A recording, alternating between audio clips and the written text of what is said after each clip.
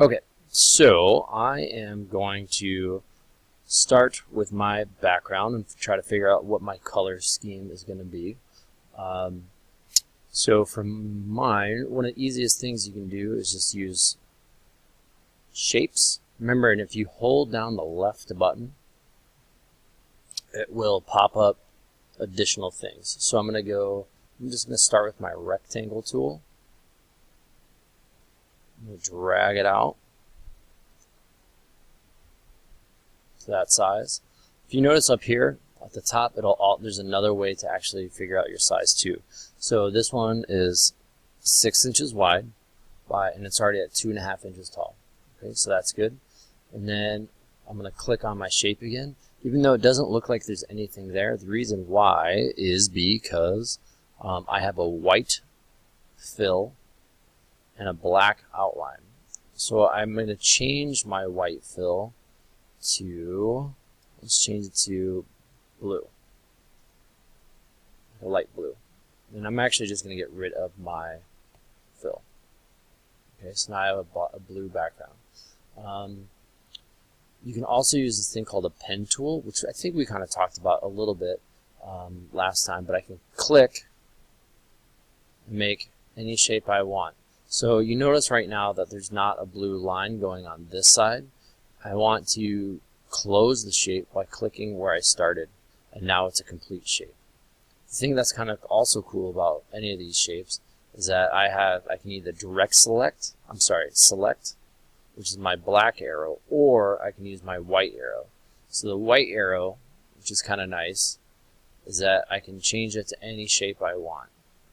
Using my pen tool, I can also, if you notice, once I go onto the lines, it turns into a plus. Now there's an additional place where I can move it around. I can click, drag, and it can be any shape I want. Okay, so let's turn a couple of these into different shapes. So I'm going to change this to a white. Ooh. So I clicked, and you notice what happened was my outline changed because that's in front right now. So I actually don't want an outline. So let's try that again. So I'm on my direct select. I'm going to click on a corner, click on the whole thing, change it to white. Now I'm going to click on these corners, and I'm going to drag it into a spot. So I can drag these anywhere I want.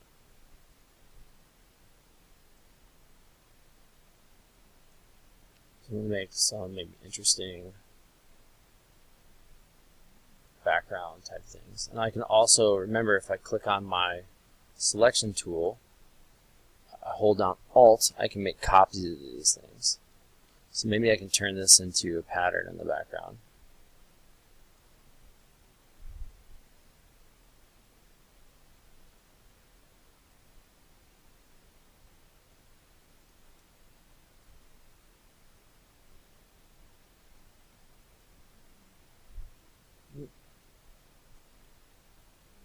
Okay, so now you notice I let go, and then it's gone.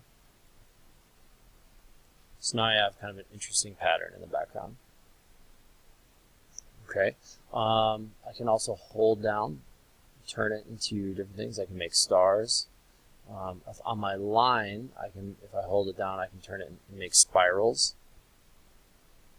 Okay, and right now you can see it doesn't actually show anything because it says no fill, no stroke. Okay, so I just did the fill, or I can switch that. Let's go to stroke and get rid of my fill.